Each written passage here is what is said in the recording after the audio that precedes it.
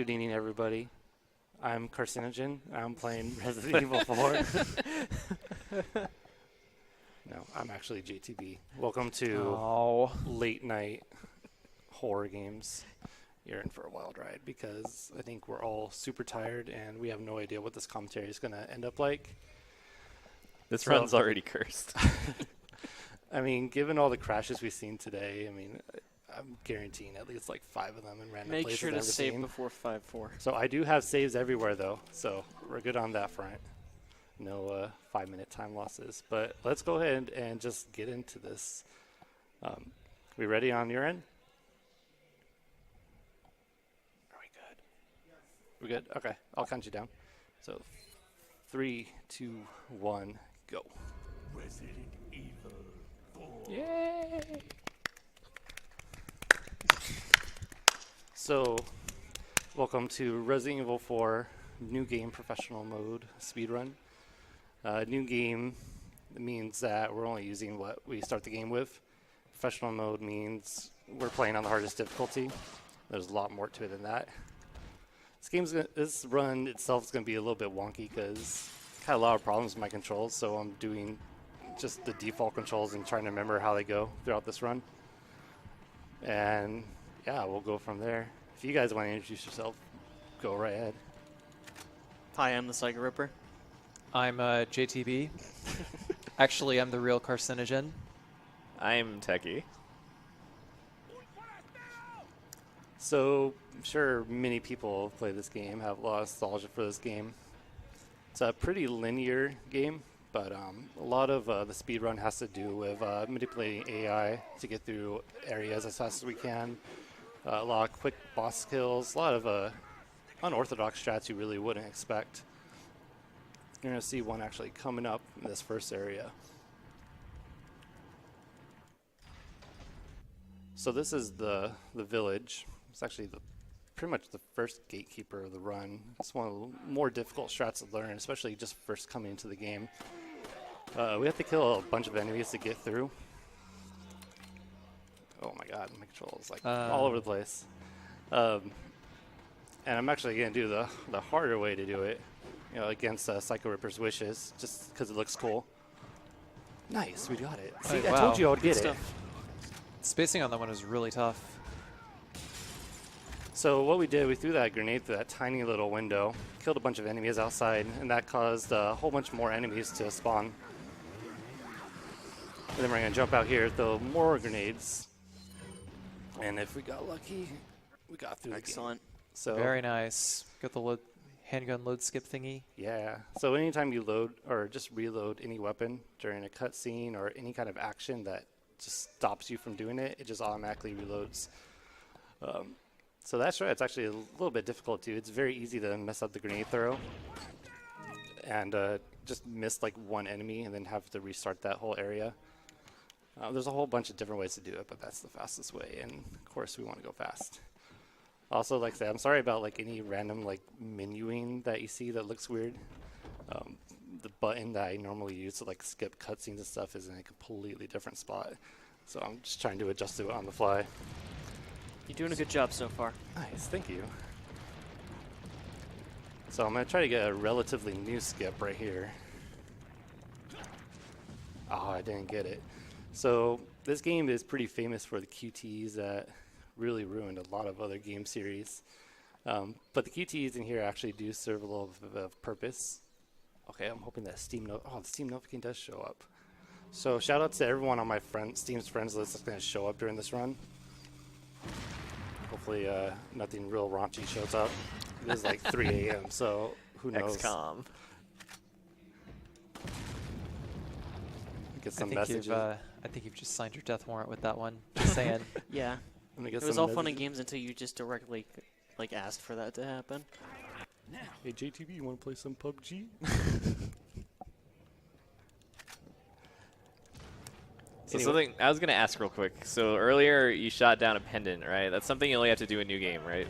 Yeah, so there's a little bit of money routing. The treasures early game, we have to collect 3 of them to buy a rocket launcher later on. That's one difference between New Game and New Game Plus that we need to find. We keep buying weapons throughout the run Whereas in New Game Plus, you can just have max money and not worry about that at all.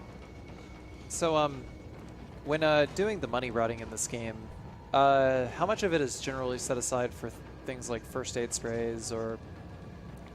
So you can, I mean, if you're new to the game, you can set aside some money for them. I personally don't set aside any money for first aid sprays.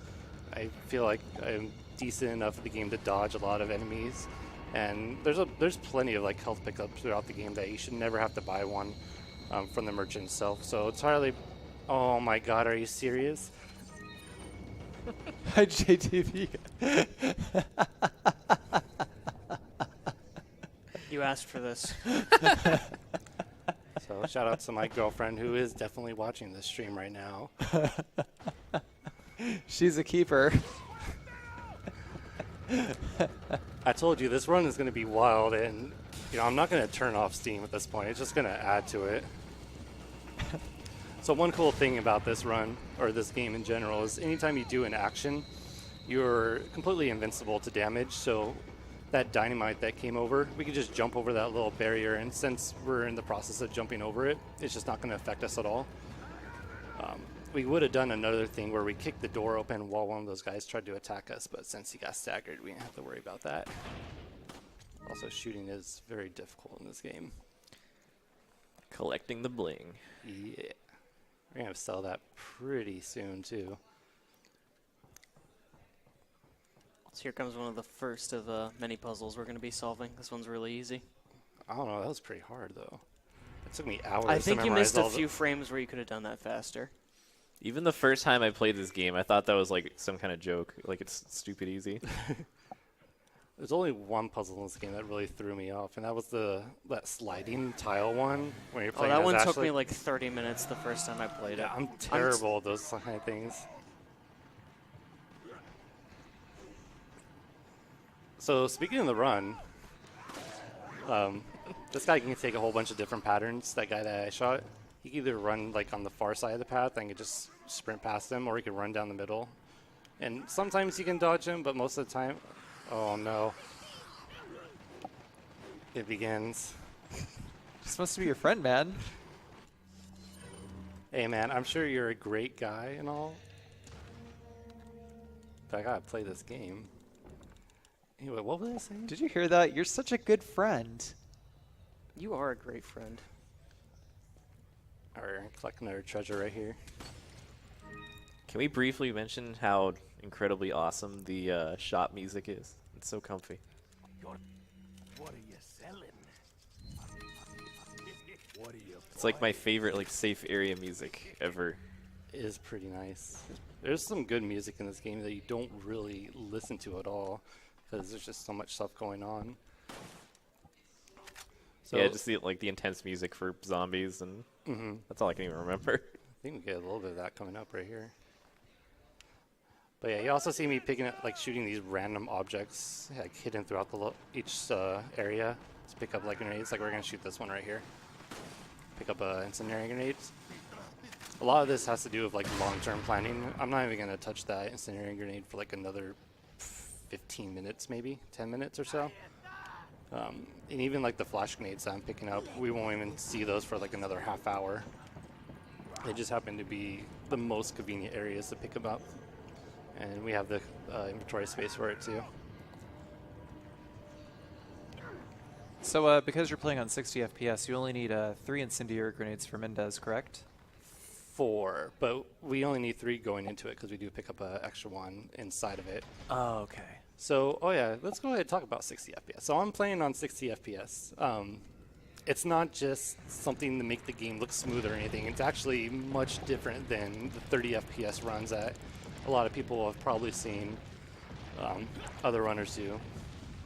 60 FPS, a lot of the out-of-bounds glitches that you normally do you're not able to do them in this run, such as like the waterfall glitch or the Salazar glitch, where you just like float on midair and just run straight through him.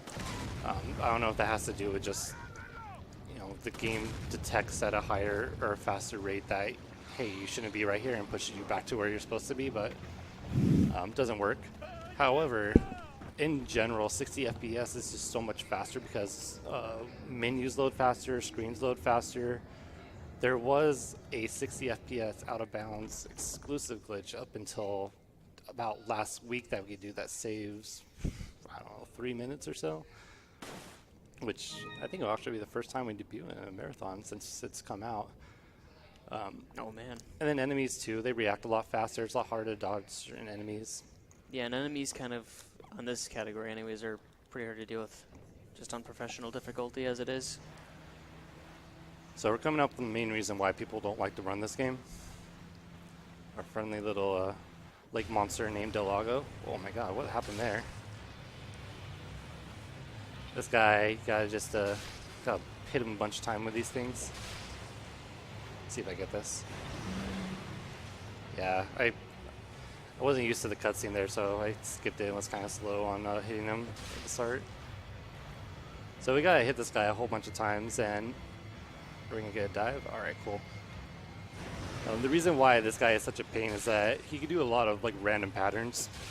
He could have dived right underneath the water there and forced us into this long waiting sequence where we have to let him charge at us, like he's doing right now. There. This is actually more preferable than the other one because we can kill him while he's charging us, but the other one, he just begins taking all these random movements across the screen, and you lose a lot of time for just, you know, a boss that's 10 minutes into the run. So I should kill him in 3 right here because I missed one earlier. Yes. Nice.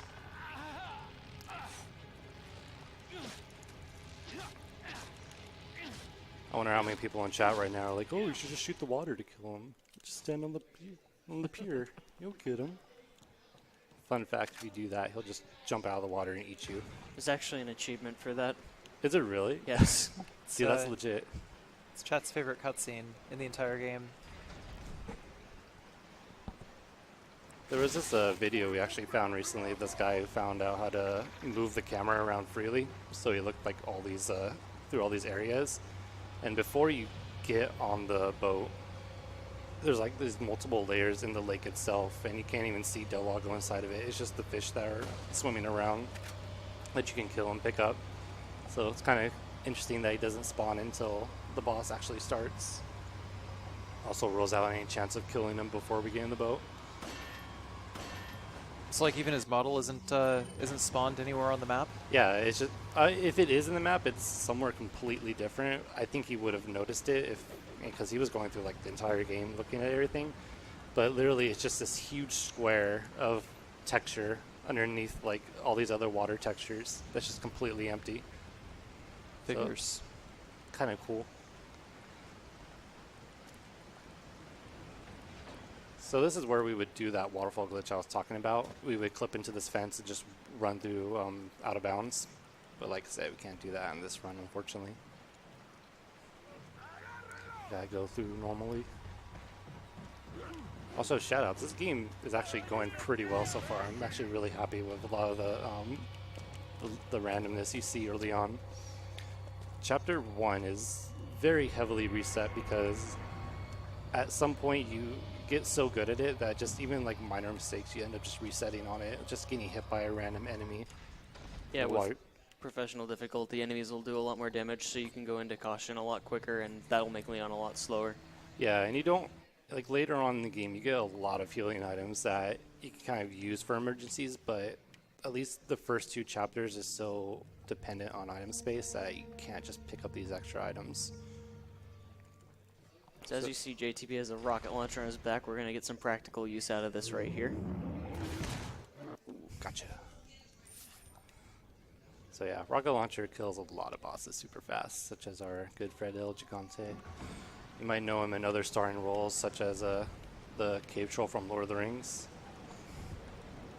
I don't know if he was actually credited in that, but you can definitely see the resemblance.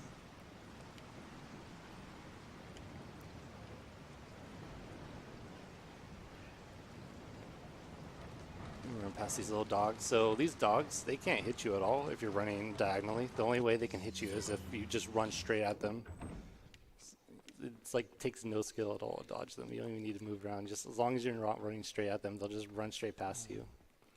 So that's the trick. I always thought that I always thought that tilting the camera up was the meta, Mm-hmm. because like the enemies in this game, like sometimes they get really confused when the camera is turning the other direction. Yeah, that's something we abuse later on for Novistadors too. I'll talk about. We'll talk about that. We have plenty of time to worry about Novistadors later on. Here comes the best part of the game. Wait. All right, now we got Ashley. So, just to explain the lore of this game, we're rescuing the president's daughter. So now the game turns into a escort mission that we have to let Ashley follow us. Ashley is pretty much a liability throughout the whole run.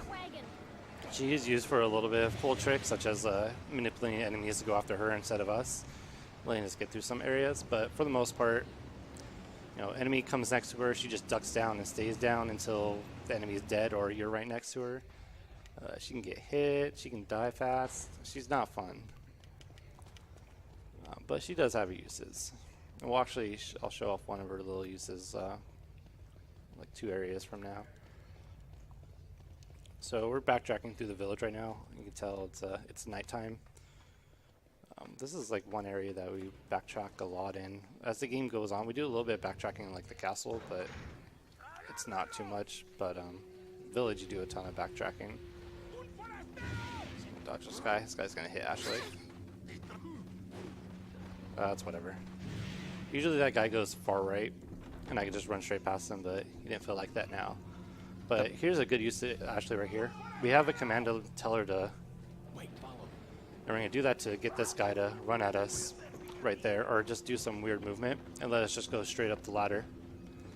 So it's kind of cool because you can alert enemies before they see you. And that changes like their movement patterns. There's a lot of like subtle movement things in this game that it's really difficult to test them. Things just happen, you just make strats off it. That strat right there, just going up the ladder, is pretty new. I think a couple months or so. Normally we have to just go all the way around the cabin to get up. But Are you trying to kill me? Use this. speaking of cabin, Yeah, so this part of the run is one of the more random sections. Luckily, there's been a lot of strats that have kind of mitigated a lot of the RNG, but still there is a lot of chance for things to go badly, and it's take just an arbitrary extra amount of time. what's this guy doing? New Game Plus, you can basically just stand on a staircase and fire rockets throughout the windows and kill them relatively quickly, but here it's a little bit different because you have less weapons to work with. So you're throwing some of these grenades out the window. Are some of these enemy spawns premeditated? Yes. So you're going to see I'm going to run to this window right here. And you're going to see this guy spawn in the back. And it's just pretty much at certain points of the cabin fight, you know when they're going to spawn, so you throw the grenade and kill a bunch of them at once. So the goal of this cabin is to kill 40 enemies as fast as possible. This is actually something that 60 FPS does faster too. Holy shit. Oh my god, I just swore. I'm so sorry. That guy is... Oh my god, another one? Alright, so we can see these Plagas enemies. These guys are super freaky because if they're right next to you, they'll just one-shot you generally, like 99% of the time. And sometimes they won't even show up till you just happen to shoot them while they're right next to you. So I really got spooked right there because I thought I was going to die. They also have the best hitboxes in the entire game. Right. One thing worth mentioning, though, is in this cabin, only a maximum of 2 of them will be in the room at the same time. So if you keep 2 alive, it kind of just prevents the possibility of another one spawning. Kind of one of those small RNG mitigations. Yeah. Another thing, too, that was actually the best thing that could possibly happen besides having them actually spawn next to me. Wait. The main strat for this is Luis shoots a lot faster in 60 FPS than he does in 30 FPS. And because the Plagas can only spawn 2 at a time, you want to have them at the bottom of the stairs while he just, wreaks havoc on every other Gondo, like killing them like 1 or 2 hits.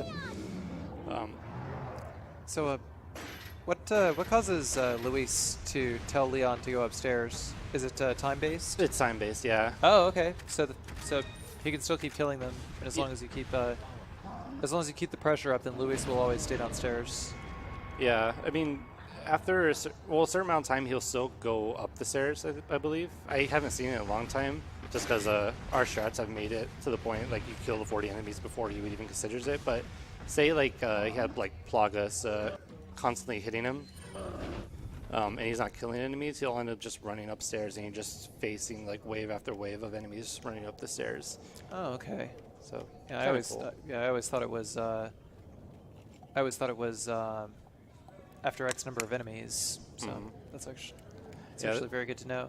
There's been times that I've actually run out of shotgun ammo completely, just because Luis has not killed enough. So it's kind of nice that we don't really have that issue anymore. So going back to the whole like window thing, or the free look camera. Whenever you shoot these guys down, they just keep falling, and then they just hit this random barrier where they just disappear completely. So don't hit that ground or anything; they just fall and get despawned. But you wouldn't be able to see that from here because they just fall so far down.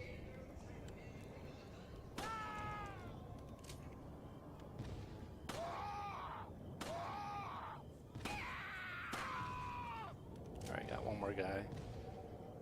So since this part's kind of slow, one other significant thing about professional difficulty is in other difficulties of this game, there's a dynamic difficulty system. Whoa, we're not doing that. Whoa, we're not doing that. Dude, look at this guy. Oh, whoa, we're not doing that. It's the wrong costume for that. This is a PG-13 stream. But it saves frames. I'm sorry, PG stream. That would probably be considered PG-13. But anyways, like I was saying, there's a dynamic difficulty system on the easier difficulties, which adjusts accordingly based on how you play, whereas in professional difficulty it stays at one static difficulty the entire time. That's actually one thing that makes normal runs, at least like new game normal runs, a little bit more difficult, because as the difficulty changes, so does enemy patterns. So you can be, faced with a whole bunch of different patterns that you may not be expecting. Whereas in New Game Pro, you're pretty much going to get almost the same pattern every time. So it's a little bit easier to prepare for. So here's that Mendez fight we were talking about earlier. The big cheese. The big cheese. The big cheese is weak to fire. So like I like to think if he was a Pokemon, he had like a 4x weakness to fire. Because whoa, what the heck was that? I don't want inverted. Because we only use 4 incendiaries to kill him, plus this little bell right here. Where are you, dude? So it makes what should be a pretty difficult fight on this category, or this difficulty. Being stuck in this tiny little area, trying to fight this guy that's just like a straight up bullet sponge, into a really trivial fight. We took his eye. Oh, another thing too. So his eye that comes out that you use for this door up here, you can't see it from the normal view, but his eye is actually still just chilling in his head. So I don't know if his eye, the fake eye, just like rolled out of his like coat pocket or something, and we just stole it. But he definitely has both his eyes still.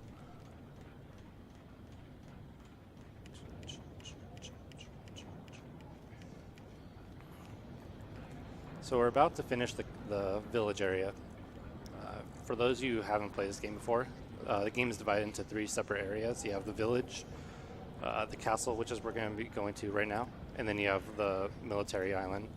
Each area kind of has its own unique difficulty to it as far as like what the main challenge is. Village is like a combination of like just straight up mechanics and RNG, and then the castle that we're going to be entering right now is just RNG hell. I hope that's okay. Can we say hell on stream? Is that good enough? I'll let it slide this time. You're Okay. you're shooting people. Yeah, I mean, this is America. This is America. We can't swear, but we can do all the violence we want. So I want to shoot this guy. Damn, that guy's head just exploded. Yeah, that was meaty. The violence on the inside is more violent than the violent on the outside. Dang. Anyways, castle, like I said, is just super random. There's a couple enemies that get introduced that are just severe pain to deal with, and a lot of the runs do reset in this first chapter that we're going to be entering. Yeah, Castle has just some of the most frustrating strats and rooms in the entire game. Yeah, this guy. All right, I gotta remember what to sell here. So this is our first major merchant, where I'm gonna pretty much change my whole inventory. And I'll talk about what I'm doing after I do it, just because Tetris is hard. Come back anytime. All right, so what we did there, we sold the handgun, shotgun, all our treasures out we've got since the last time. We bought a TMP, a semi-rifle, and another rocket launcher.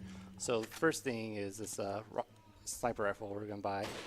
It's one of the strongest weapons in the game because anytime you get a headshot with it, the enemy just automatically dies. There's just no two ways about it. They just die. So it's very helpful for the majority of the run because we don't upgrade any weapons or anything like that. We need that raw power. The second thing we bought is the TMP, which is a submachine gun. The main usage for the submachine gun is that we get a ton of ammo for it. Like each clip carries about 30 or so, I believe. And we use it to quickly stagger enemies that we need to run by or just do like QTEs against, as opposed to like the pistol, which is a little bit slower. And we would need more ammo to pick up. Like 2 inventory blocks can contain up to 100 TMP ammo, whereas the same for pistol would be like 50. Plus you don't have as large clips, so it could really mess up your inventory a lot. And then rocket launcher, of course. Rocket launcher for just, I don't even remember what we used the rocket launcher for. I think we save it for like 30 minutes at this point.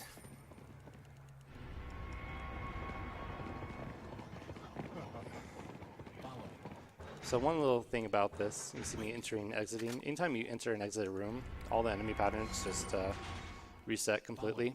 So rather than have these enemies run down the stairs after us, we just run outside and keep on doing our normal thing. So Ashley is a nice gentleman. She's going to hold this door, or she's going to open this door for us once we come back.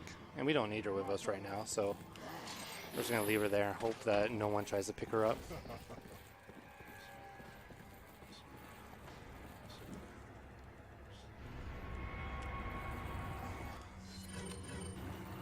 Shoot this barrel. Should blow up all these enemies that spawn behind us. Oh wow, that guy hit me. That wasn't very nice. There you go. Did I get a... I'm gonna actually play this a little safe and pick this up.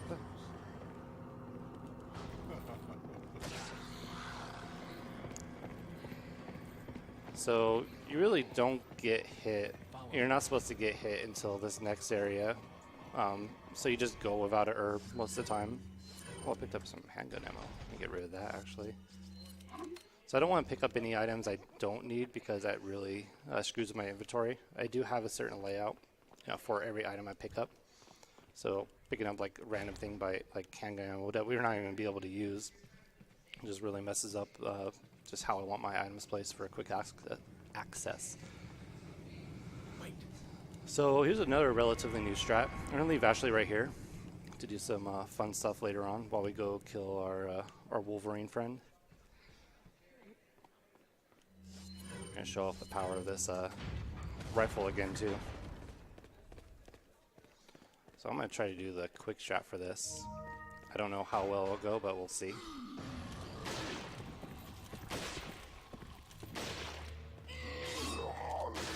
Nice. Okay, one more hit. Cool. So that's actually really difficult to do. You need. I'm actually picking this up too, just to be safe. I don't. Well, come on, use it. I want to be at full health for this extra room. Anyways, that Galador set is really difficult to do because between the third and fourth shot, you have a very small window to hit him. Otherwise, he just turns around and smacks you. So leaving Ashley right there and telling her to wait and follow causes all the enemies to run after her instead of us. And normally we would have to use a rifle shot to kill them, but we could just use her as bait and then collect her on the way out. Whoa, I need to actually reset that. That guy has... Every one of these enemies has to die because I only have 4 shots. Nice. And we get another green herb right here. That's even better. So this is Waterhall. This is the most reset room, if not one of the most reset. Or no, change that. That's opposite. Anyways, this room sucks. There's a lot of bad stuff that can happen very fast. There's a lot of enemies that we have to dodge.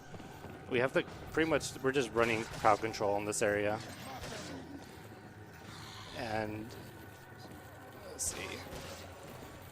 We're gonna get up to this crank. We get Ashley to move it. So another thing in 60 FPS is that the crank is moved a lot faster by Ashley. And we're gonna get these guys all grouped up.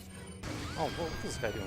Okay, good. I shot him at a point where Ashley just went back to normal. I was gonna say she recovered from that real quick. Right.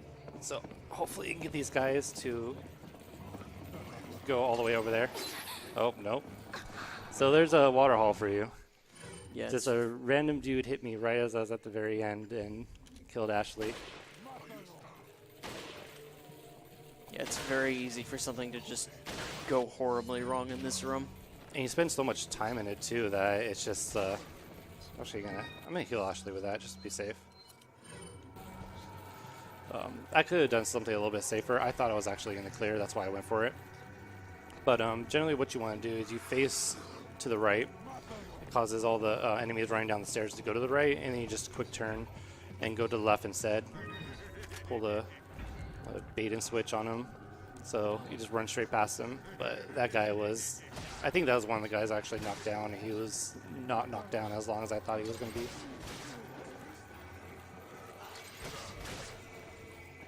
Alright, let's try this again. Hello, dude. Wow, you're here very early.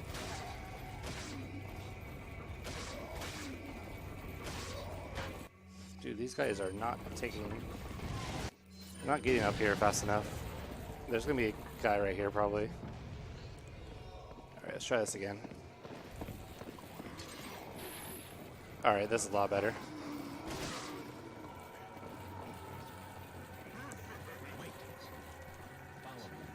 Look, there's a crank over Alright, there. and then another thing is if you reset a checkpoint after you get a checkpoint, you just despawn all the enemies of the room. So rather than having to deal with that like crowd of Ganado trying to kill us, we just completely eliminate them in one fell swoop.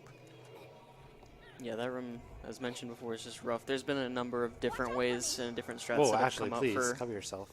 the water hall, but that one is That's probably fairly consistent, but there's still always the possibility that something can go badly. Yeah, and that's the fastest strat too. So when you're going for good times in this game, oh man, I'm not living up to my MLG tag right now. See, the problem is you're not no scoping. You're using the scope. Anyways, yeah, like I said, if you want to go for good times in this game, you have to do these riskier strats. There's a few other things we could do, like leaving the water hall, so all the enemies just reset their normal positions, and we just run to the crank without anyone bothering us. So to using like a bunch of flashes just to keep enemies stun locked. But I don't know, I think that's the coolest strat. Alright, that should be the last enemy that we kill. So I'm going to go ahead and pick up just a few extra items that we're going to use coming up. Actually, I can just go ahead and switch to this right now.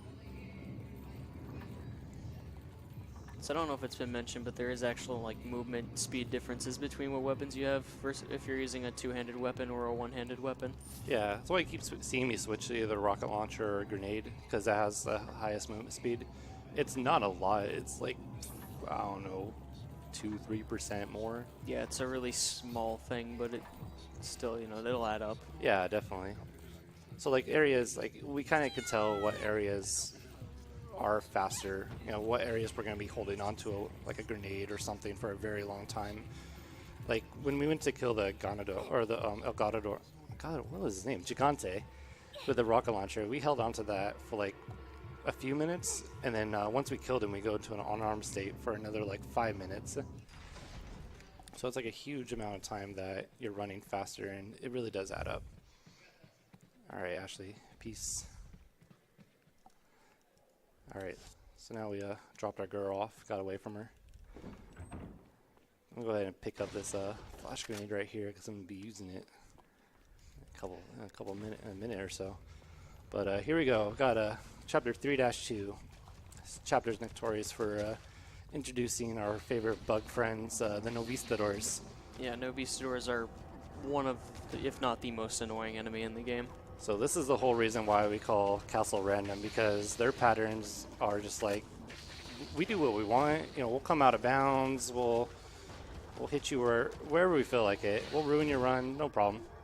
So we could do as much as we can to mitigate the getting hit by them, but their speed is just ridiculous. And if they just happen to have a bad pattern, then we just have to bear with it and try to brute force through it. That's why I pick up the flash grenade right here. This little backlog right there, or just a little passageway, is really difficult to get through because they're chasing you this whole time. So you're stuck in this position where you have to get past them and they're just blocking the way, and they'll either attack you or they'll do like an automatic like knock you down attack that you just can't dodge whatsoever. You can partially mitigate that though by facing the camera away from them. Yeah, actually I did that at the very start. So when I jumped down into the first water area, I faced my camera to the right like this. For whatever reason, they won't attempt to jump on you if you're looking away from them, which is really nice because it would be really painful going through that area otherwise. We do use that a few times in the other areas that we meet them. But other ways, I mean, they'll still do what they want. They'll still try to attack you. They'll come down from the ceilings and just instantly hit you, and I'm just glad that actually worked out pretty well. Oh, what am I doing? So, we've got the red zealot right here. So this is another difference then from 30 FPS. In 30 FPS, we can use an incendiary grenade to trap the red zealot in a cutscene and just keep him in one spot so we can just easily shoot him with a rifle. Doesn't work in 60 FPS, so we just have to kill him the old-fashioned way. Don't hit me, please. Okay. So I'm going to jump down. So I flash all the enemies there just so they're not bothering me while I shoot this guy. What?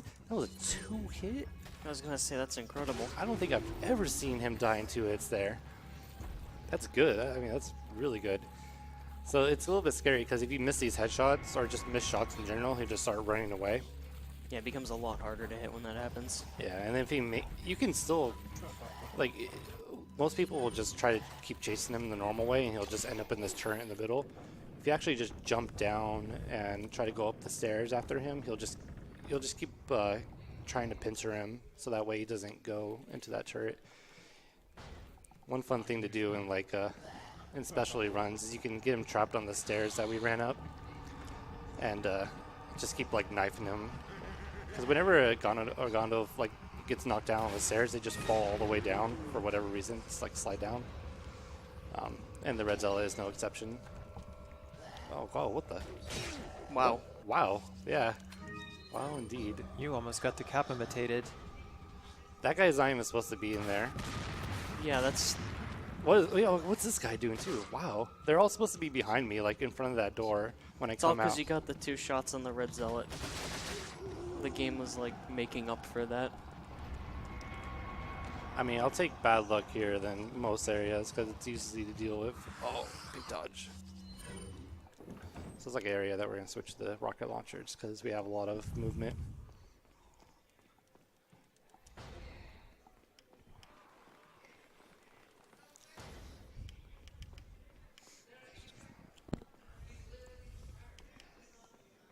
Pick up some treasures here just because they're right there on the way.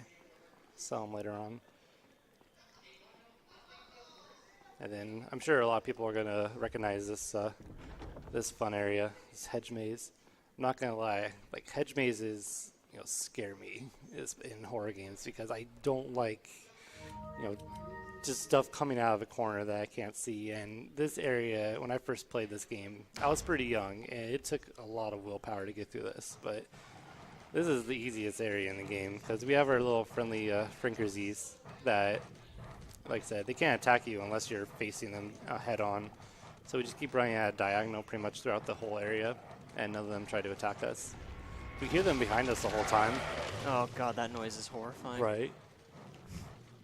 So these are like the affected ones. So you can see like the little, I don't know what they're, tentacles. Whatever it is. So they're always like on our heels, but if we don't stop moving, they just won't attack us. Oh, that guy usually isn't there.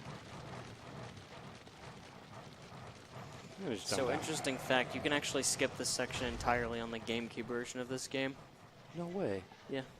How do you do that? You basically, you use the TMP and you can shoot through a door that like connects to like a room near this, and it basically allows you to get like to an area you're not supposed to technically be to, and it basically skips an entire chapter. However, it only works on the GameCube version. Let me pick that up. Yeah, it's something they patched out all the future versions, which, I mean, it's not too bad. Wait, you can shoot that? Yeah. I never knew that. I did not know that either until I started watching more of the Japanese players play this game, and they just stand there and shoot. I'm like, oh my god, it's amazing. It's the little things. I mean, it's really not even that much of a time save because you have to actually aim at it. But regardless, it looks super cool. And, I mean, what's speedrunning if you don't make it look cool? I believe the correct term is swag struts. True. That was pretty cool, shooting them all down. This is the shortest chapter in the game. It's like a minute and a half. It's only 3 screens that we go through. I'm going to pick this up. Usually I wouldn't, but just to be safe and make sure I'm not going to run out of any rifle ammo. So I'm going to get hit once by the fire so I can just run straight through it instead of waiting for it to subside. And pick this up. Alright, I got plenty of ammo. I don't need to worry about reloading. So we got Ashley. My favorite. Whoa. That was nice shooting, Tex. Shoot all those. Get her free. I'm going to kill these guys.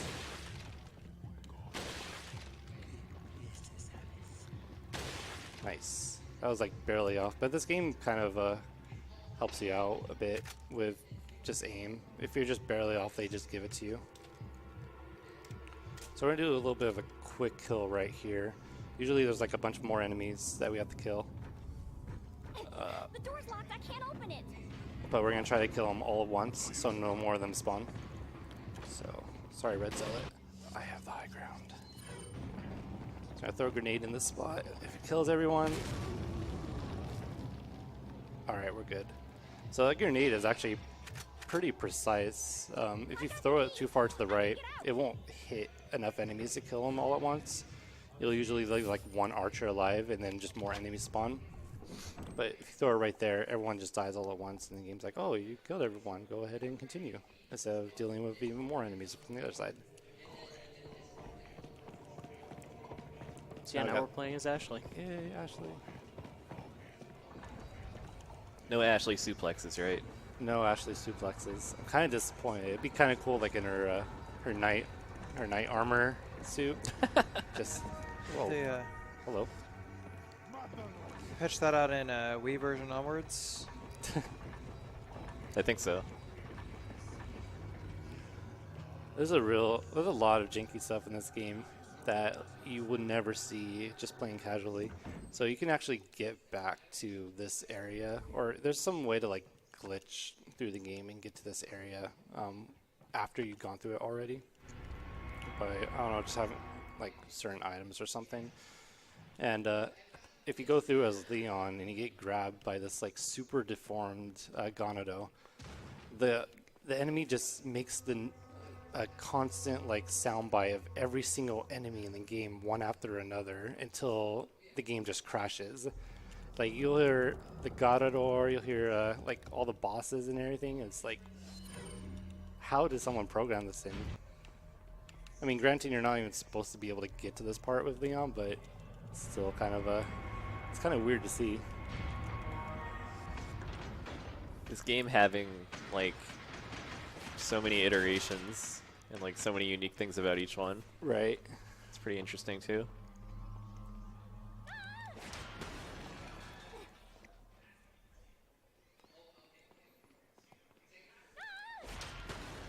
Gameplay. Nice. got one more to go through. Go back to Leon. Your skirt just like flips out completely. It's like, hey, it's not supposed to be on the ground like that, so it's not even like realistic. It just flutters all over the place like it's broken.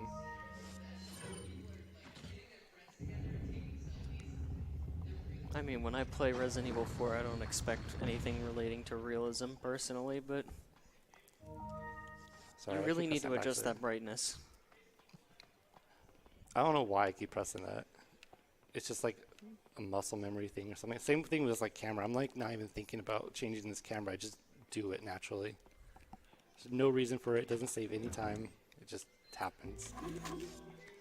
That's kind of annoying. Like at the end of every chapter, there's an option to save, with the default option being yes. So I have to quickly go through it. Follow me. Wait, follow me. Wait, follow me. Wait. Yeah, it's got double weight. Here. I don't know why it works there, but it just going to that platform, you can just spam wait twice in a row. It's not cool at all for anyone who never like speedruns this game, but it's just something so minor and stupid that it's funny to see that from the speedrunning perspective. So we're in chapter 4.1. This is by the way, we're in chapter 4. I haven't really talked about what chapter we're in or how far we are into the game. This is the second part of the castle and everything leading up to the island. This is the longest chapter in the game, I believe, and probably the most difficult one. 5.4 might be a little bit harder than this, but there's a lot of trouble areas that we're going to be encountering throughout this, including more Novistadors. And it really just comes down to like perfect execution. It's not so much that it's random, but just you have to be on your toes, and you can't be slow at all through some of these parts, or you're just going to get punished heavily for it. That's what really this game comes down to. Sure, it's good to go fast, but going fast in this game also means that you can generally dodge a lot of stuff if you're not like hesitating or anything like that.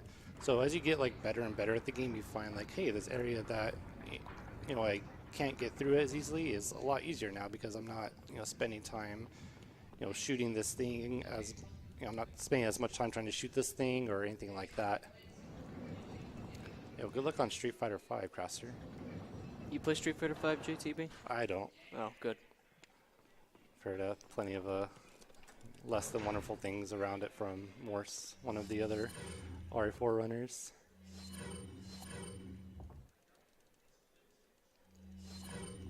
Also, shoutouts to anyone who's actually awake watching this. Like, you guys, what's wrong with you? Thanks, man. What's wrong with me? Why am I up this late? Why'd you schedule me at like 3 a.m., man? On a school night, no less. On a school night, man. I gotta go to kindergarten tomorrow. Dude, your mom's gonna be so mad when she finds out. I'm sorry, Mom. I'll pass my curfew. No, but thank you for everyone who is up and watching. Shout out to anyone from the RE4 community too that's up too. I know this is a lot of guys are East Coast, so it's not easy to do that. Wait. Pretty hard puzzle here. Whoa. I keep forgetting that I should be skipping manually. So we could enter this room and shoot those lights, but if we do it from that doorway instead, it just gives us a better angle to shoot them out instead of having to like constantly turn around. Oh, here comes a good part. Dude, these guys are like ready to get out of here, and we just happen to like pass by at the exact moment they're making their escape. You got a really cool car too. So another fun fact, those guys are actually there behind a wall before you even walk into there. The camera or whatever, the free look camera, you just see them chilling there until you hit that cutscene, and then they just finally decide to make their great escape. Alright, so I'm going to pick that up. I'm going to switch to this, and then inventory's a little bit messed up because I picked up extra herb, but it's cool. Wait. So I keep combining these red, yellow, and green herbs so I can sell them later on. You're probably thinking, like, why would you do that? You can increase your HP, you get a full heal. They're actually worth 10,000 pesetas. I think that's the currency. I don't really remember right now. But they pretty much sell for a lot, and it's very useful for our money routing. Dude, this is excellent. Yeah, That was really sick. really good. This from those enemies in particular, they can, if you're not careful enough or quick enough, they can get at you pretty quickly, and they're very dangerous. There's also some wonky things with their hitboxes. Sometimes you'll shoot them in the head and nothing will happen. Like I just dodged me completely. Yeah, these guys, if you pretty much miss any shots, it's almost warranted to be a reset or just taking some damage because you're standing right in the middle as they approach you, and you just need, you know, every second you have to throw that flash grenade and kill them all. Also, game mechanic, anytime the Plagas are exposed, if you throw a flash grenade at them, they just die instantly. So I'm going to pick up another flash right here. So I'm going to do a little funky strat right here. Wait, follow me. I'm going to go over there, and then I'm going to turn around and run past them. And that happens because, what? Okay. Wait. That happens because I will go to the right, and they're like, oh, we got to go to the right too. And you just like, okay, I'm just going to bait you out and then go right to the left and run right past all of them. Wait. So coming up here is the next instance of the Novistadors. This one's a little more awful because there's a lot of them just flying around in a very open space, but it's not the worst instance of Novistadors. Like I said, these used to be a much bigger problem until people found more consistent strats for dealing with them in New Game Pro. Alright, we're good. Oh my god, this guy is... oh my god. Okay. Yeah, this can just sometimes go horribly. So the reason why I point the camera away is they won't do that kick command if you're not looking at them. So I just panicked a little bit and let my camera reset right into the path of him. So, I mean, it's still fine because I can kick him out of the way. Just, like I said, the whole thing about going fast is that if you go slow in that area, you just get swarmed by them, and it's really difficult. Once you get hit by one Novistador, it's really difficult to get out because they'll just start comboing on you until you're dead. So that's why I picked up the extra flashes there. It's more than worth it to pick up flashes just for Novistadors because of how much time you could lose on them and just how random they are too. Most enemies you can control just, you know, your normal weapons that you have, but they're a bit of a special case that you have to be concerned about. Yeah, their movement's super all over the place. I've seen them do some really funky things. Yeah. In the next area, I mean, they, like I said, they can just spawn like out of bounds and just straight up go through a wall and punch you. It's like, are you kidding me? How does this even happen? But there's a lot of weird stuff in this game. Doesn't really make sense, but just go through it. So I picked up extra herb because this guy is gonna... oh, he didn't hit me. Wow. It went like straight over my shoulder. Yeah, it was close. It's really easy to get hit by That these was like arrows. right on the tail end of those invincibility frames.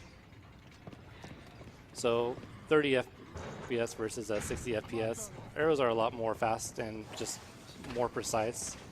I gotta reload right here. What am I doing? So it's always, this area in particular is a little bit scary when going past them. Crap. Okay, that's cool.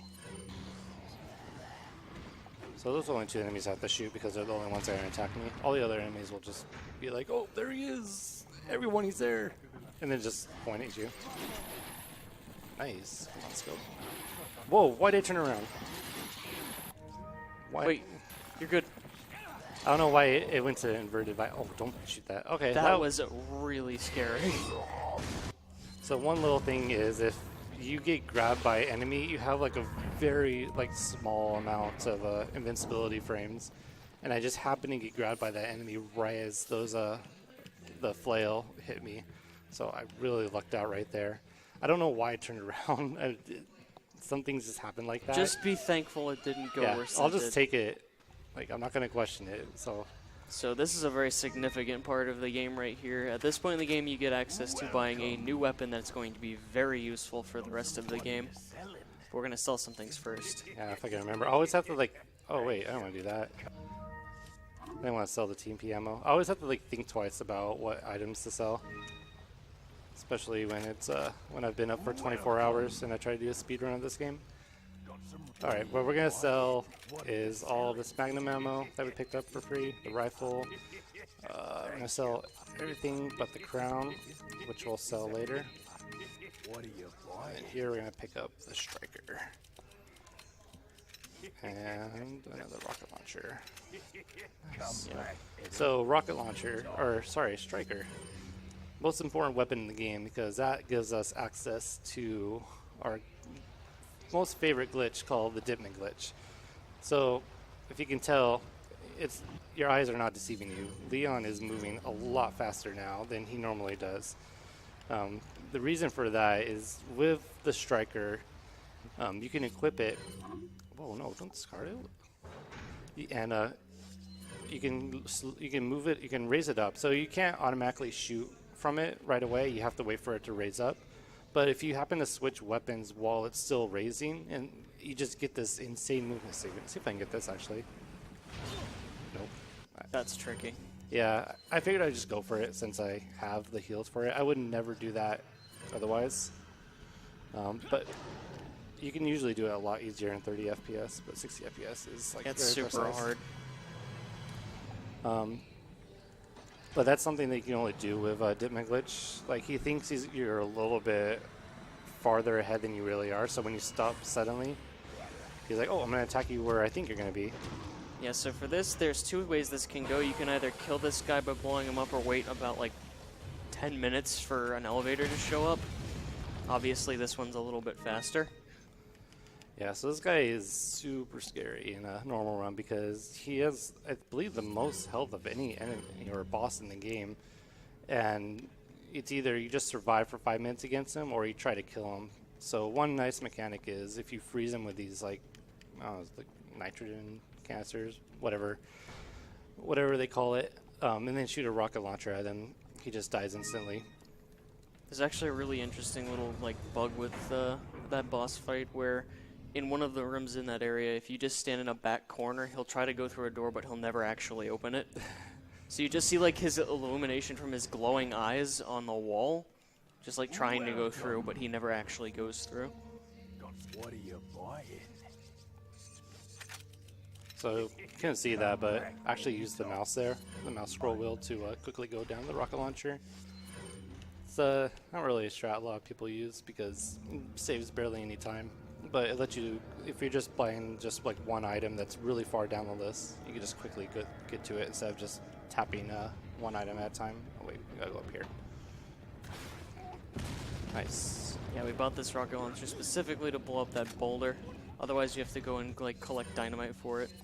Yeah, I mean, every other part, you buy this rocket launcher to kill some hard boss or, to get past some difficult enemy, and here, just like, all right, we're just gonna blow up this boulder.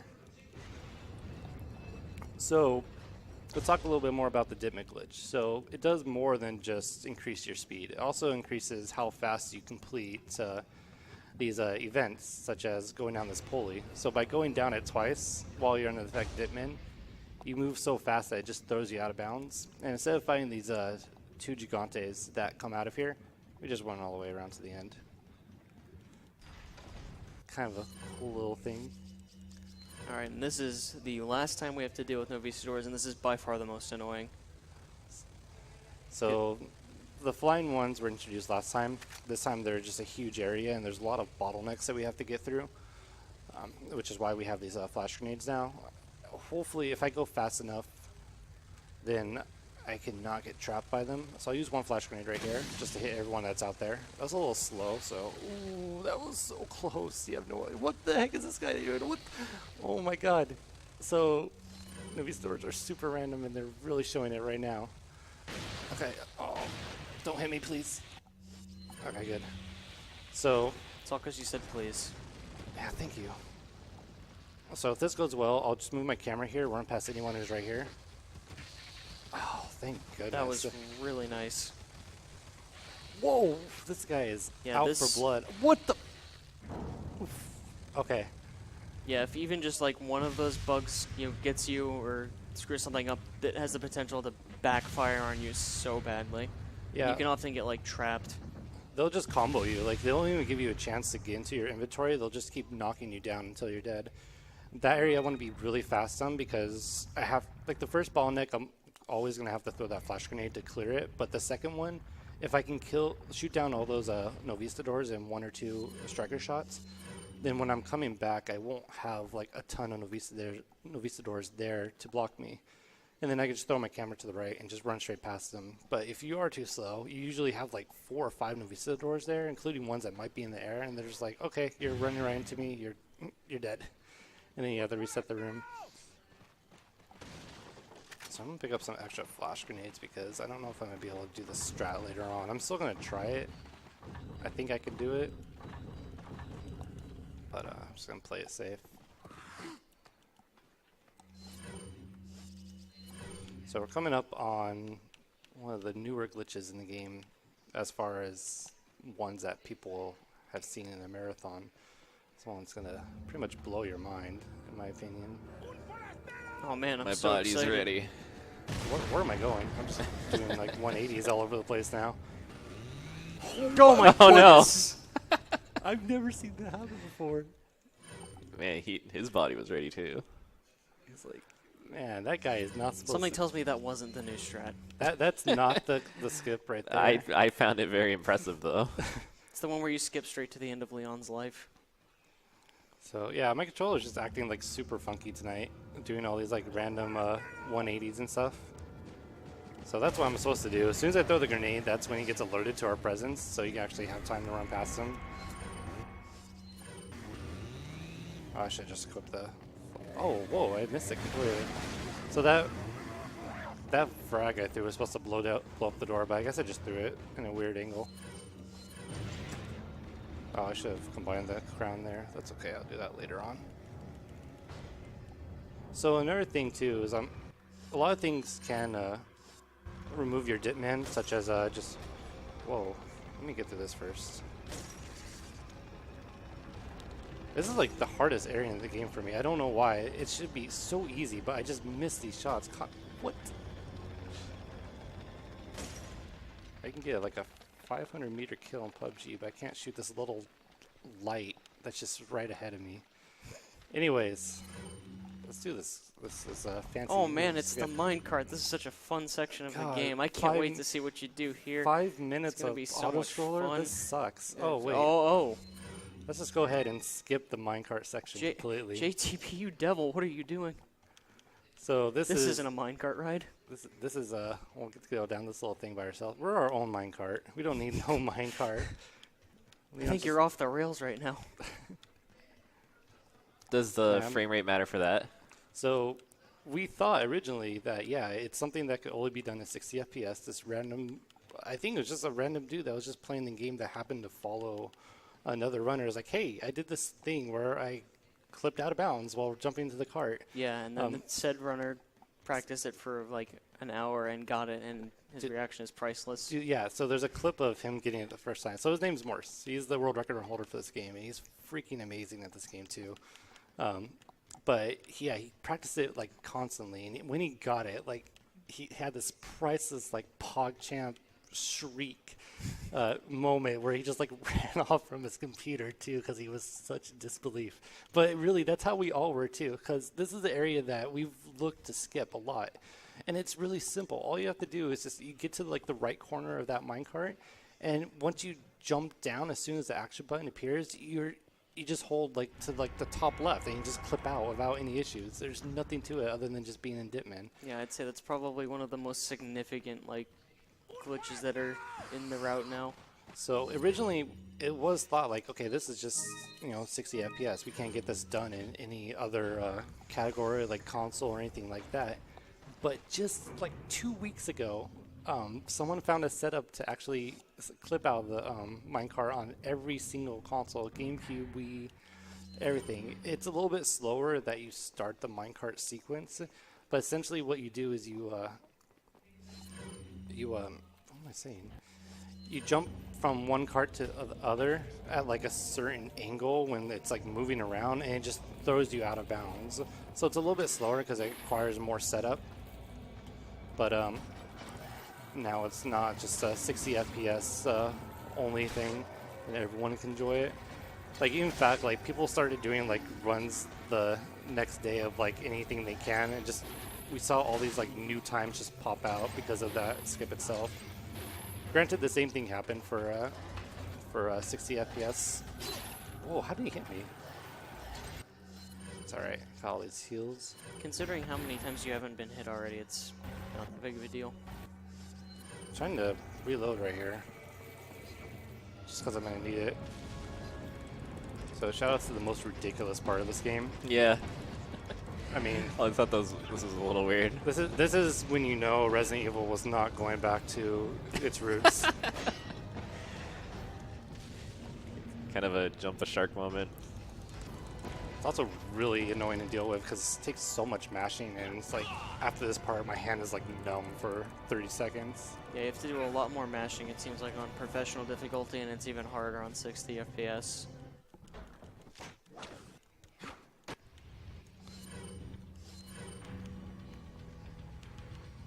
So we're coming up on the next boss in the game, the castle final boss.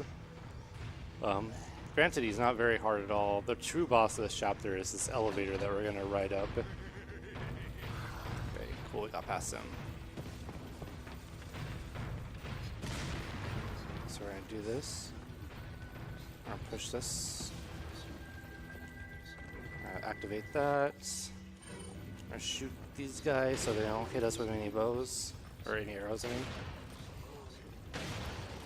So we're gonna go into this middle area, and we're gonna shoot these guys as they jump down.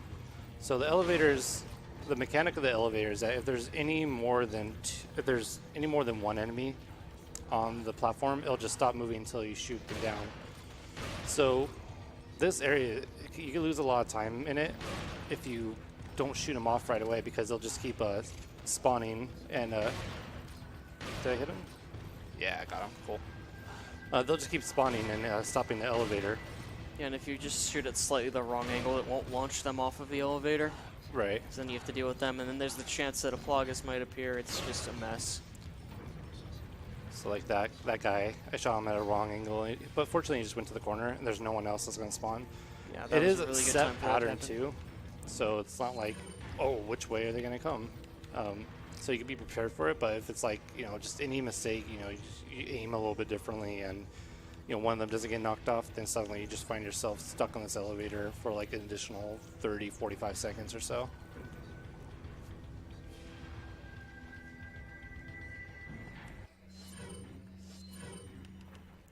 So I'm buying a rocket launcher up here. I'm actually going to use this first aid spray, just because I'm not full health. Oh, typewriter boss. I think I may need to sell the crown here, I'm not sure. What are you buying? No, I'm good. Okay.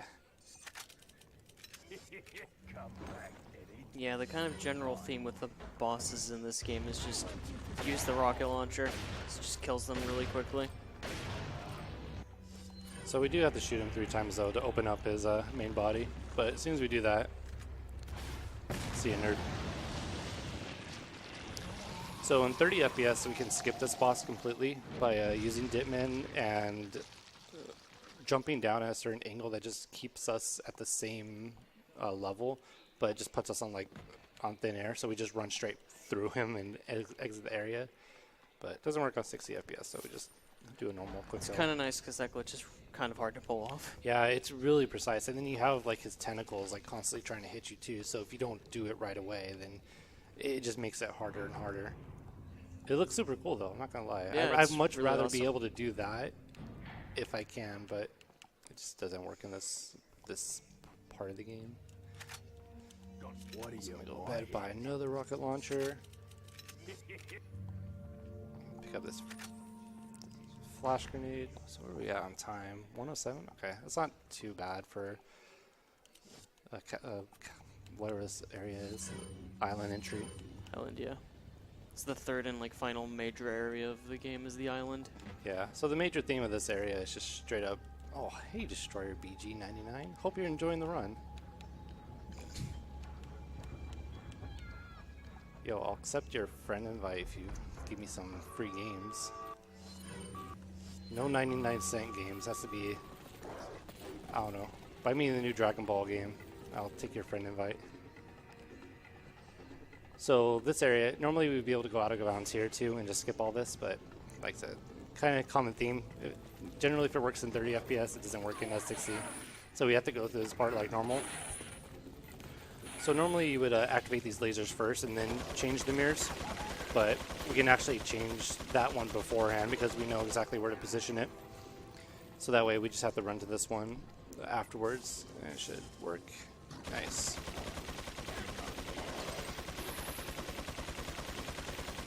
So this area is a little bit stressful too. Like I said, you know, if you spend too much time doing something, enemies will just swarm you, their positions will be weird. Yeah, now the Ganados know how to use guns. Yeah, now they got guns. I mean, we just went full on, like, off the rails now. Like, everything beforehand, you know, kind of spooky. You got your villagers that are kind of creepy. You get your, like, cultists with their hoods and everything. Now we just got straight up just a private army ready to try to beat up Leon. It's like when they were designing Resident Evil 5, they're like, oh, what's the thing that everyone really liked from Resident Evil 4? Oh, it must have been the enemies with guns and stuff. We should do that next. Make that the focus of the game. To be fair, though, there are some really creepy enemies that are introduced in the island portion that it pretty sure spooked everyone that played this game for the first time. We'll You mean see like some. that one. Yeah, my that guy- favorite, definitely That here. is the most arbitrary jump scare in this entire game. And Leon's aware of it too. If you go and look at that thing afterwards, he's like, what was that guy even doing in there? Dude, I'm getting blown up on these friend requests. Dude, you guys are great. Really So- helps him out. This is an area that we usually have to kill all these enemies to pass through. But we're going to run through right as they throw their dynamite using the Dipman glitch, and we can make it through before it shuts down. You cannot do that without Dipman, otherwise you just approach it and it just shuts right in your face. Even if you're like already like somewhat pushed into it, it'll just push you out. So it's nice not having to kill all these waves and enemies. Speaking of creepy enemies in this chapter, this room introduces one of the more nightmare-inducing ones. Yeah, this guy's my favorite. Alright, so say hello to the regenerator. That's what they are, regenerators? Regenerators, yeah. Alright. I don't know why I can't recall like a lot of these enemies' names. His name's a regenerator and he just wants a hug. Yeah. Whoa, my god, he was right there. I didn't even Oh, see come on, him. how can you deny his friendship? So these guys are bullet sponges. What was that? Yeah, there's technically two ways you can kill the regenerator. One is by using a thermal scope with the sniper rifle to shoot the parasites in its body, or by inflicting a massive amount of damage to it. And then you have their breathing that just is pretty much unsettling. You just like have this silence and you just hear like their constant breathing. And then, you know, if you shoot off their limbs, they just keep regenerating, oh, hence the name, regenerator. And they just keep crawling at you until they die or you die. So, as ridiculous as this game gets, there's still definitely plenty of like scary parts of the game Oh, for that sure. shows up. Alright, so I'm gonna try to do the wrecking ball glitch just like normal. I think I could do it. I don't think there should be any issues, but we'll find out soon. You If can it do it. If it doesn't work, what I'll do is I can actually just load my my save for this chapter and just go through and not use the flash grenades I need. But we'll still try it because it's super cool. So here's the first regenerator that we actually need to fight. This guy is actually called the Iron Maiden. You're not even gonna see his body, unfortunately, because he just blows up and he's just a pair of legs. It's like a what's the first boss in Resident Evil 7? The main father of the family. What's that guy's name? I know there's you guys played Resident Evil 7. Jack. Jack. When you kill him in the around that like piece of meat that you keep hitting, and he just eventually when he dies, just those legs that just keep walking around. Oh, yeah. I don't know, I just find that funny. But anyways, that was the Iron Maiden. That's like an upgraded version of the regenerator, and they have like spikes that can hit you and stuff, and they can actually instant kill you as well. But we generally don't fight any of them. We just either run past them, or that one in particular we had to kill just because of because it had a key item that we needed. So I'm gonna try to hit this. So fun fact, if you're actually stuck in an animation, like I said, we do have the iframes. That also does extend to Ashley as well. So another little fun strat here. We don't even have to use a flash grenade that we normally would do here. we just leave Ashley there and she just get hit by everybody. She'll be fine. Don't worry That about should it. be okay. And then whenever you approach an area that the next area is just triggered automatically instead of like a door or something, no matter where Ashley's at, she'll just end up being there with you too. So you can use that to your advantage to get through that area without any issues. Alright, so we got another generator, or sorry, Iron Maiden right here. So I saved a flash grenade for this guy, because otherwise he'll just like keep doing like these random attacks. And there's only one of them that we need for us to actually pass him. So instead of just waiting for him to do it, we'll just throw the flash in and run past him. Alright, we'll see if I can do this. This is going to be a little bit tricky. I may have to reset this area just because I'm not sure how to do it with these controls, but I'll still try. So we have another glitch in which we can keep Ashley right here. And keeping Ashley right there keeps the enemies from spawning. So normally if you just tell her to wait, then she'll just she'll stay up there and the enemies will still spawn. But what we do is we trap her in this this animation of being, you know, somewhere that Leon's trying to aim using the knife, and we just hold down the fire button the whole time, and she just gets stuck in that animation. So, and then you see, I can't really see it right here, but there's a bunch of enemies. You can hear them right now. There's a bunch of enemies spawned right there, and because Leon's already out of sight, he's the only one that actually triggers them doing anything. So we just keep them there the whole time and just run through any issues. It's super cool why it works. It allows us to save a bunch of flash grenades, and it's relatively easy to do.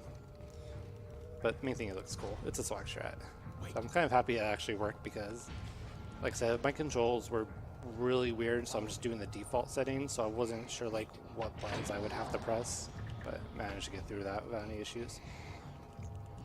So we're going to send Ashley to do our dirty work and open this door, but we're going to recall her back as well. Ashley's showing some of the skills that we wish we had, walking through solid objects. Yep. She can walk through solid objects, and she also magically knows how to operate a bulldozer. Leave it to me, Leon.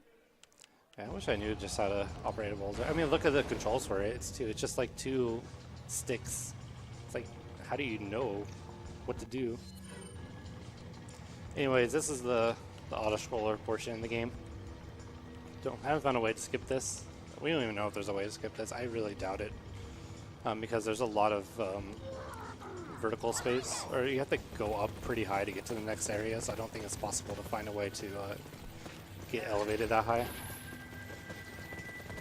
So, but what we do is just pretty much we stand at the edge of this. When we stand at the edge of this, the enemies think we're close to them. So like this guy will try to attack me right there. Just miss completely. He's getting a little bit closer though. I don't want him to hit me. But when it's moving, you're constantly, you know, they're being pushed back as well, so they'll just be stuck in this motion of just constantly running after us until we have to move back and shoot these dudes. Coming up is one of the biggest mysteries of this entire game. So the guys, what are they doing? Oh, they're running into each other. Cool. So we're gonna wait.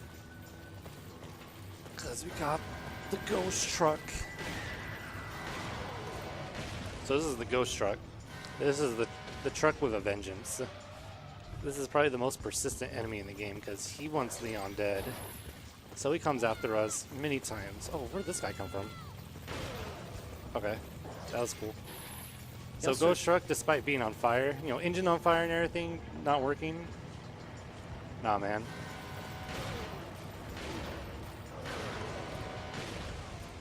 Awesome run, JTP. Keep it up. I'll tell JTP when I see him. But thank you. So ghost truck, I mean, it should be dead, right? I mean, it's on its side, it's on fire. It's all the way at the bottom floor. Yeah, it's all the way at the bottom floor. That's the most important thing. There's only one path that we can take, and we're taking it. So it should be dead, right? You know, we'll assume it's dead. I'd also like to just point out that truck comes out of literally nowhere. Nice, big dodge.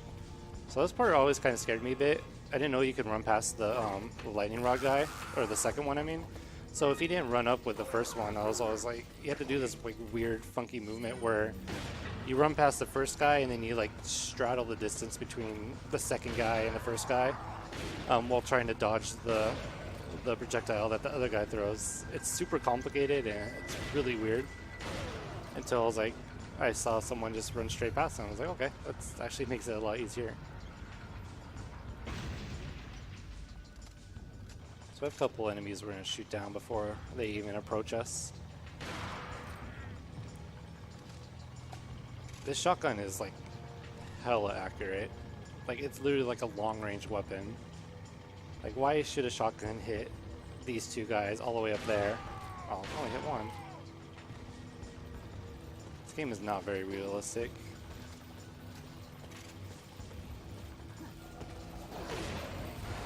So these enemies can be a little bit more of a problem because they could be plug us, you know, as such. Oh, what the heck? He didn't even get staggered. He just straight up took that shot. So yeah, He had an objective. thankfully we were right here, so we don't lose much time. But yeah, plagas can be a problem, especially at the end of the sequence where you can't move Leon and they can still run at you and try to kill you. I've had plenty of runs die at the very end where I get through the last scripted sequence and I'm just about to enter the final screen and then this random plagas just runs on the truck and, you know, one-shots me. Usually the Strikers, I mean, Striker, despite us not really using it for its power, it has a lot of firepower associated with it, so it should be like one or two shotting these plagas if we shoot them. That's why I'm really surprised that one just straight up ate those shots and still killed us. Yeah, that was a first. They do this pattern where, like, if you approach them, the scythe eye thing will, like, begin to, like, wind up and then hit you. So it's something you can kind of see. Oh, that guy's just floating on air.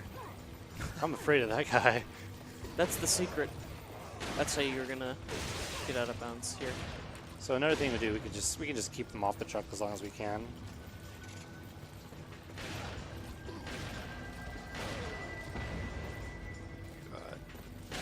Oh my god. This is actually really scary. Dude, what the heck? What the heck? Dude, is you gotta this? come up with something fast. Don't forget about the truck behind you.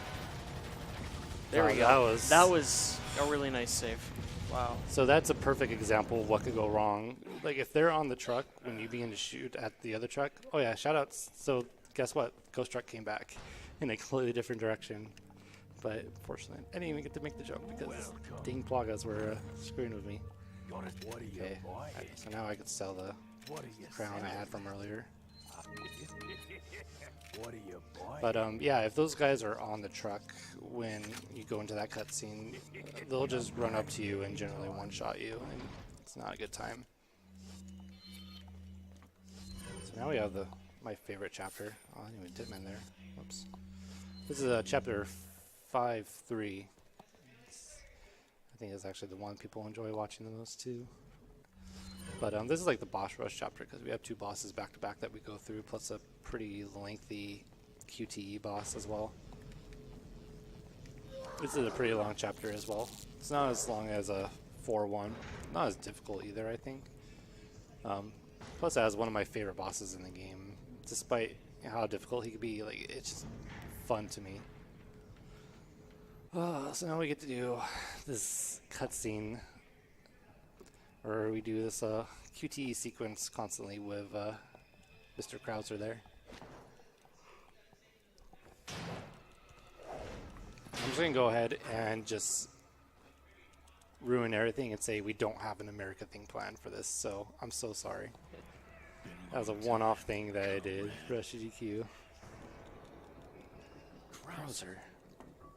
I died in a crash 2 years ago. Is that what they told you? You're the one who kidnapped Ashley. By the way, there's a lot of lore going on right now. As expected. After all, Yeah, a you lot of and I lore both with like know no where we're coming context. from. So one thing to point out, these QTEs that show up all throughout the game, there's only two that can show up. It's going to be either AB or left trigger and right trigger. It's a lot harder to do in like the earlier versions, like GameCube or Wii. But Steam version, you can literally just mash both of them at the same time. So no matter which one shows up, you're always gonna get it. In like GameCube, there's a little bit of delay between each input. So if you're mashing them, then it's often that your inputs are just gonna get eaten and then you just die. I've actually died to this cutscene many times when I was running a JP GameCube because I tried to do it just like a PC and just paid for it. Yeah, in the GameCube version, you actually have to try. I don't know, who would ever thought speedrun they have to try in? Or the Wii one, I think it's A, B, and then shake. So you can just like mash A and B and shake the controller for the entire thing. Oh And god, you'll just auto win. get a little workout during that. Yeah. All for Umbrella's sake. What? Umbrella? Almost let it slip. Enough talk. Die, comrade.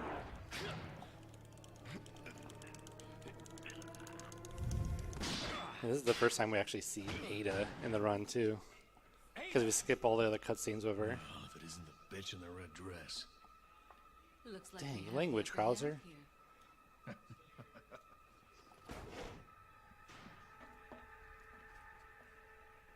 You may be able to prolong your life, but it's not like you can escape your inevitable death, is it? So what he means by that is that like after like the first chapter of the game, Leon gets injected with the plagas. So he's like, oh, you may not die right now, but you're gonna die eventually to the virus. Why you're here? Maybe some other time. And Ada just being mysterious as always. I think it's a shame that he picks up that knife and never actually uses it. I could have sworn actually it changed. I thought that was a little. I don't remember now. But yeah, it's such a cool knife too. So it'd be kind of like a cool little. It's the hallway from the movie. I know. Wait, is this really in the movie too? Yeah, Yeah, the there's first like movie, a laser grid yeah. in the movie, the first one. This was this whole section here was actually inspired by the movie. Well, that would make sense why it's completely out of place. Like, I'm willing to accept a lot of the other stuff that shows up in this game. You know, the Kanado. Oh wait, what am I doing? All hail the king. There's no time for resting though. So the reason actually you do that is it shows that little treasure up there that you can shoot. It does show up like right away, so you don't actually have to do it, but it's like, hey, it's this little fun little action, and here's a treasure to reward you for it.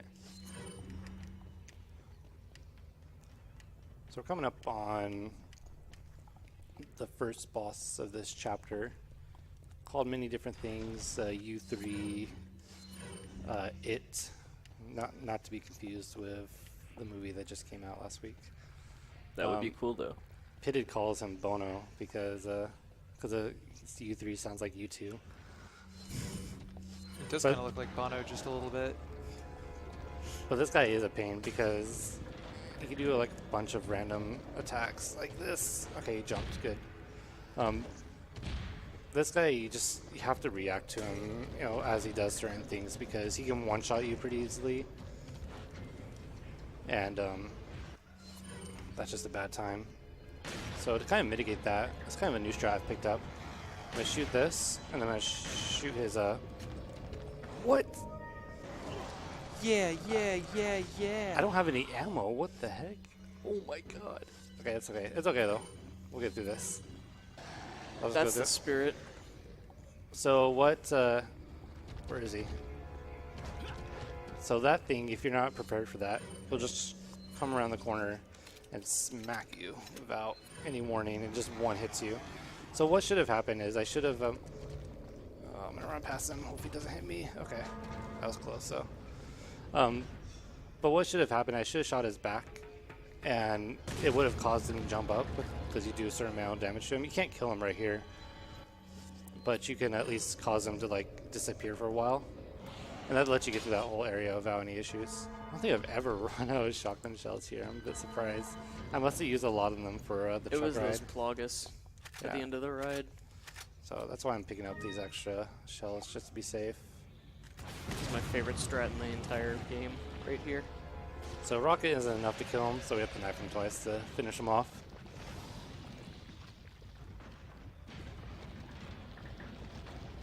Pick up some money. Thanks for your lunch money. Just beating him up and taking his lunch money. I think he's already at 0 HP after that rocket shot. It just needs one more hit to actually trigger the death. Oh, is it that? That actually would make sense.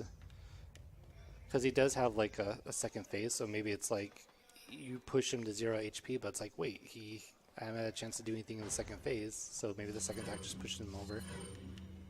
That's kind of cool. I never knew that. The more you Actually, know. I was just theorizing, but That actually, no, it makes sense though when you think about it. Carson, you might be onto something. Yeah. You should speedrun this game. I already am. Alright, what I'm going to do here, doing our final inventory exchange. I'm going to sell a TMP. I'm going to buy the Killer 7. Killer 7's a ridiculously powerful weapon. That's why we've been picking up, start picking up Magnum ammo throughout the rest of this. But here we go. Got Krauser version 2 here. And this is my favorite boss in the game. I have a lot of fun with it. It's a really cool section. So rather than just fighting like a big old monster or anything like that, you just straight up man versus man. Well, man versus infected man with big arm. So we have a little bit of time before he gets up here to pick up that stuff. So we're going to hit him once right here, let him approach, hit him in the head. We're going to open this door while he throws that flash. I didn't get it though. If you open the door as he throws the flash, we can not get stuck in that animation. It's not a huge time save, but it still looks cool. And then we're going to pick up Ditman right here. Let's see what he does. Oh, don't hit me. You mean like that? Like that. So one safety strat is once you go through this door, you can actually just reload, and it's guaranteed for him to show up right here instead. It's a little bit scary when he shows up right there because if he does his SMG or the bow, it could just instant kill you. But it's always worth the risk. It's not very often that you see it. Nice. So that's the quick strat right there. Usually you would let him jump up, and then you would shoot the grenade as he throws it at you to do enough damage to trigger that. But if you actually shoot him fast enough with the Magnum and you back up, he'll just try to knife you, and you just keep backing up and you shoot him in the head again. If I didn't hit him in the head there, then he would have jumped up and that would have taken a lot more time. But it's kind of a cool, quick boss. It's not really a kill because you have to keep going through the rest of this, but Also, the Ditman statue moving is pretty cool. yeah, so if you... Oh, don't hit me. Okay, good. Yeah, so the Ditman makes you push the statue faster than the statue's actually being pressed. So you just clip straight through it. And if you stop it at a certain moment, then you could just press it right into the button that's supposed to go onto. So now we're tired of using special weapons. We're just going to go ahead and fight Krauser knife to knife, just like we did previously. There for your death, Leon. If I can get this right, though. It's kind of tricky. Alright, cool. Now we're just going to trap him right here.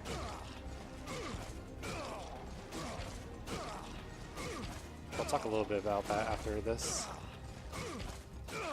Nice. So he acts a lot like a normal Ganado in that if you hit him in a certain point, then he'll just continuously stagger. So we take advantage of that in that fight. So, but the hardest part is just trying to set it up because normally he'll just run straight at you. So what we do is you run kind of at him a little bit to the left, and as soon as you pass him, you do a quick turn to the right and... actually, I'm going to make a save here just in case I do get a crash. Make a quick turn to the right, and that causes him to attack you in a place that you're not at. And then he'll just backflip and you just trap him in the corner. If you miss that at all, he'll either one-shot you, he'll go somewhere else that he shouldn't be, and it looks a lot easier than I made it out to be. But when you get it, it's super easy to, or it's super fast to set up. But This is 5-4. let's talk about 5-4. This is we've been saying like other sections are hard. This part is hard for really stupid reasons because there are just so many things that can go wrong here, and you have absolutely zero say-so about whether or not, you basically have no control over what goes bad here. There are a couple of strats you can do to avoid certain things, but there's still just that one, those random chances that something terrible can happen. Yeah, 5-4 is where it's like the final part of the run. After, if you get past 5-4, then your run is done at that point. Because everything else after this is super easy. But this area is just, you have all these miniguns coming after you. You have all these arrows being shot at you. There's just so much mayhem going on that it's like even going too fast can cause you to get hit by enemies. So it's really difficult to get through there without any issues, and it's very common for runs to just die in the last 5-10 minutes of the run. So to get through here, we have to hit these 2 switches. We're going to take care of these miniguns so they don't hit us at all. Shoot this guy with Magnum. Okay, I'm not going to waste my ammo on this guy, because I don't want to have to worry about like having to pick up extra ones later on. So Mike, our good friend, is helping us. He's shooting this tower down, so that means we don't have to worry about like trying to get past all these other enemies. He's yelling at us to get out of the way, but he won't actually shoot us. Oh wow, that was good. Yeah, nice, Mike. Yeah, Mike can just decide to shoot one of those out or not. All right. And it's completely random, but here's the moment of truth. Moment of truth. All right, we didn't fall to the curse of everything crashing like every other game that's been happening today. Yeah. For whatever reason, sometimes when you go to that door and open it up, the game just crashes.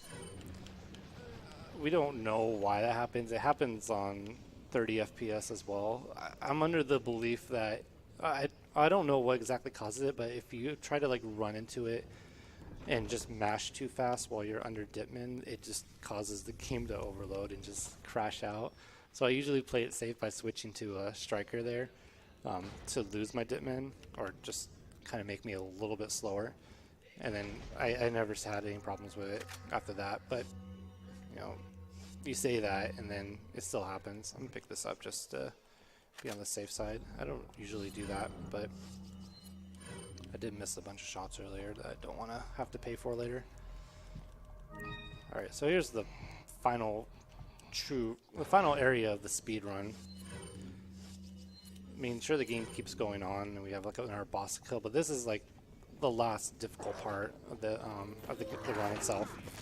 So we have all these enemies at the run pass and we have to run into, and we have to kill this guy with a red cape or red bandana to pick up this card key. It's entirely possible for him to just, as soon as you turn the corner, he'll just sprint to the other side of the room for whatever reason. And then you have all these other enemies you have to deal with. But it's actually working out really well. So another thing about speed, just like the faster you go through, the less chance you have of enemies trying to swarm you. I think I should be able to get past this guy. Yeah. So I throw a flash here. Usually there's a bunch of enemies in here, so it's better just to throw it before you even see any of them. Throw another flash. Run past these dudes. Alright, we're home free. Where are we at on time? 137? Okay. Not bad.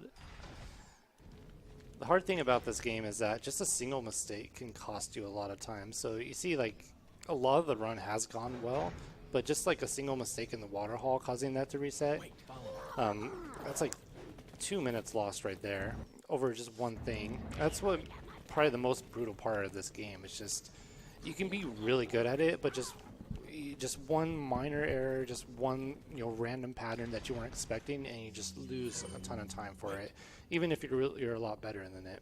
Sure, you can get like consistent at it, but I mean, there's always new things that are going to show up, unfortunately. Otherwise, we all have world records. This is the final boss, by the way. Not the end of the game yet, but the last real boss. Yeah, we still have one more glitch we have to do later on. Oh yeah, that one's very pivotal. Yeah, it's not a run if we don't do the glitch.